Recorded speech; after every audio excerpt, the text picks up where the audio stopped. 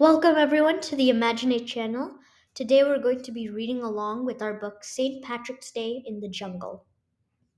Let's listen in.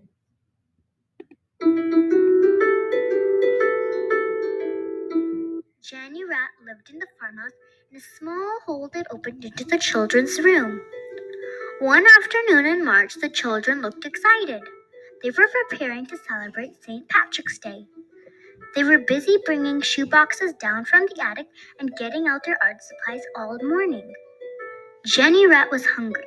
The smell of fresh cheese was wafting through the doors. Janny Rat had barely reached the kitchen door when he felt something odd. The kitchen door that normally stood open was mildly shut, as though something was preventing it from opening completely. He stepped in through the door carefully when he heard a loud clap that sounded like thunder right behind him.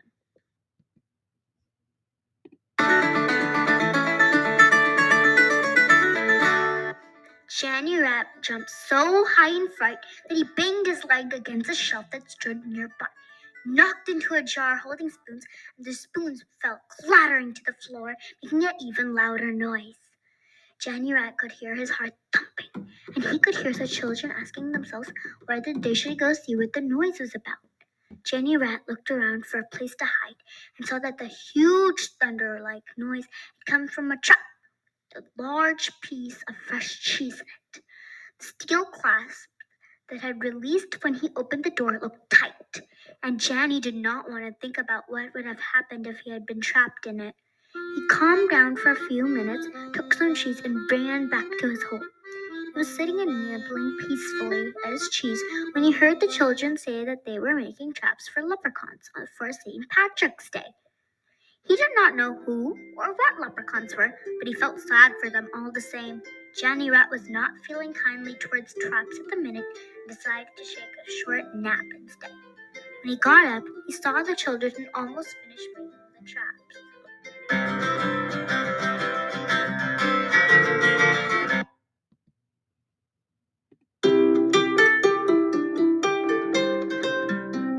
Their traps did not look like the vicious one they had tried to trap him in earlier.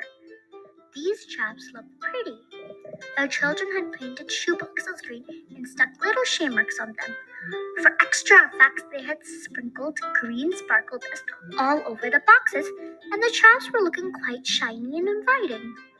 Janny Rat went to take a peek at them when the children left the room, and saw that their traps looked beautiful inside too.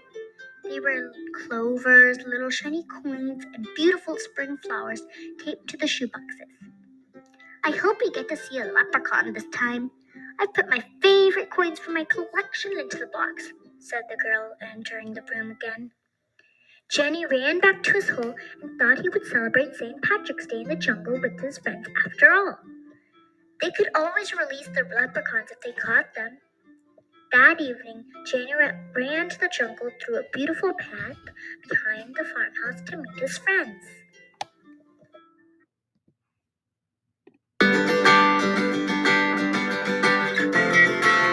His friends Obie Elephant, Zebo Zebra, and Spotty Deer were eager to try.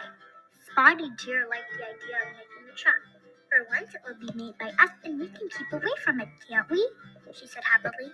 Maybe these leprechauns can be caught with traps on trees, said Monty. Perry Parrot and 99 Gale were happy to help with the traps in the trees.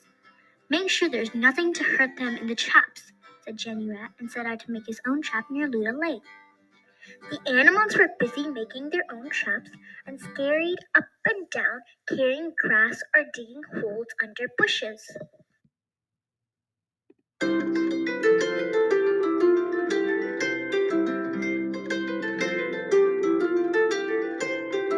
When they were done, they looked around for pieces of treasures to put in their traps. Janny Rat had saved a piece of cheese from the farmhouse as his treasure. Perry Parrot had a heap of golden mangoes that he offered to the other animals. 99 Gale brought out a collection of beautiful peacock feathers. The animals were awestruck by them. I wish I could be a leprechaun. I would love to have one of those feathers behind my horns, said Bezo Bison. Where'd you get them, Nighty? They will look beautiful against my black and white. Can I borrow them? Said Zebra Zebra. Peacock gave them to me. I taught him how to sing a song that will chase snakes out once, and he gave these to me as a gift," said Nightingale, looking shy. The animals all took bits of treasures to hide in their traps and turned in for the night.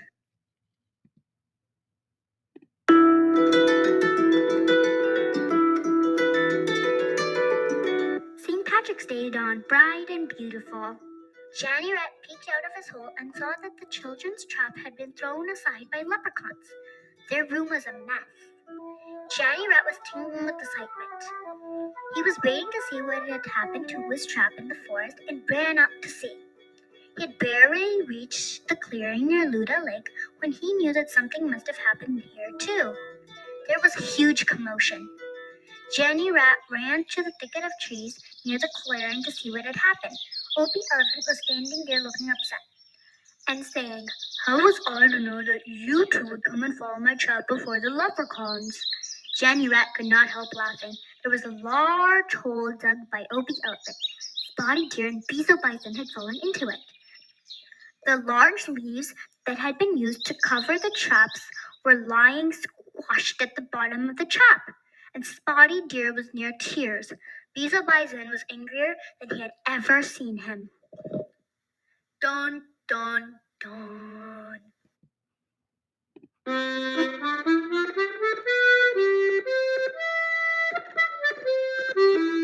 Beetle Bison saw Janny Rat and said, "Luckily, both of us came down together, Janny. Imagine if Spotted Deer had fallen first and I'd fallen on top of her. She would have become paste." Opie Elephant looked so distressed and unhappy that Janny Rat felt sorry for him. "Opie, is this your trap?" he asked him. Opie nodded sadly. "How big did you think the leprechauns were going to be, Opie?" "I mean, we could all fit in here," said Janny Rat. "I don't know. I didn't stop to think about it. I just made a trap. I suppose in my mind, when you say trap, I think of something I must avoid. So I dug a trap big enough for someone like me." When Opie Elephant said that, all the animals started laughing, including Beetle Bison. "The children were using shoe boxes for traps, Opie. They must be small anyway. Come, let's get Beetle Bison and Spotty Deer out and fill up this hole before someone else fills it." "How did you not notice such a large trap?" Janny Rat asked.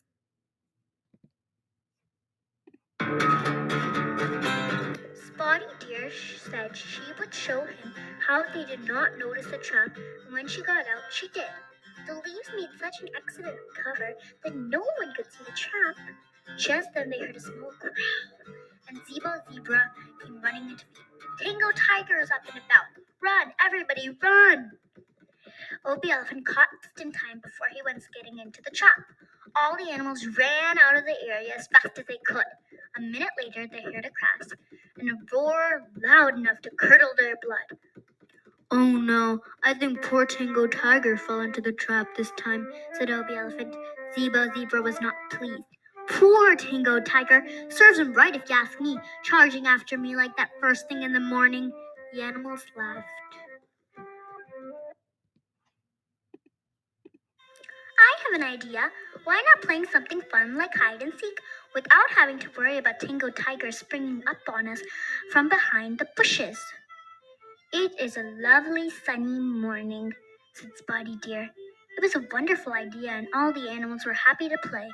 They carefully destroyed all the traps they had set for the leprechauns, so there would be no more unpleasant surprises, and then played all morning. The forest was looking green and beautiful.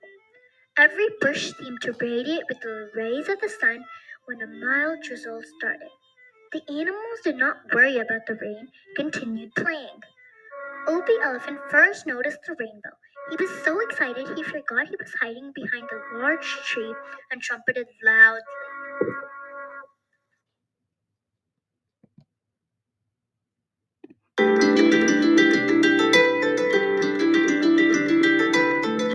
The rainbow was beautiful and arced all the way across the width of Luda Lake. A smaller rainbow was also there, right above the big one. The rainbows made the morning look magical. Every animal was glowing and looking happy. The rainbow looked so beautiful that they ran to see where it ended. They stopped short when they saw up ahead of them a sight they had rarely seen. Peaky Peacock was dancing in the rain. Her feathers were spread out to look like a marvelous fan, and her dancing was so graceful it made the others want to join in too. Nighty Nightingale hummed a tune that would suit Peaky Peacock's dance, and all the animals found themselves swaying to the music.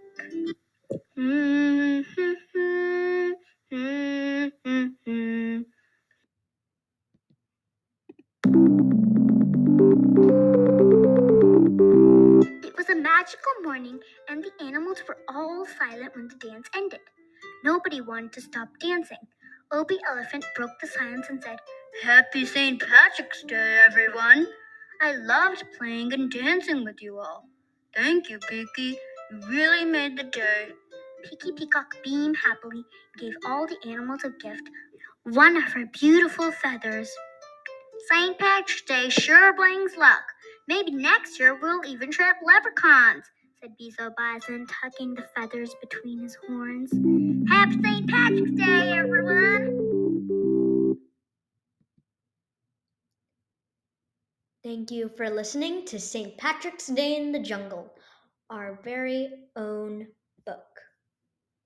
Have fun and happy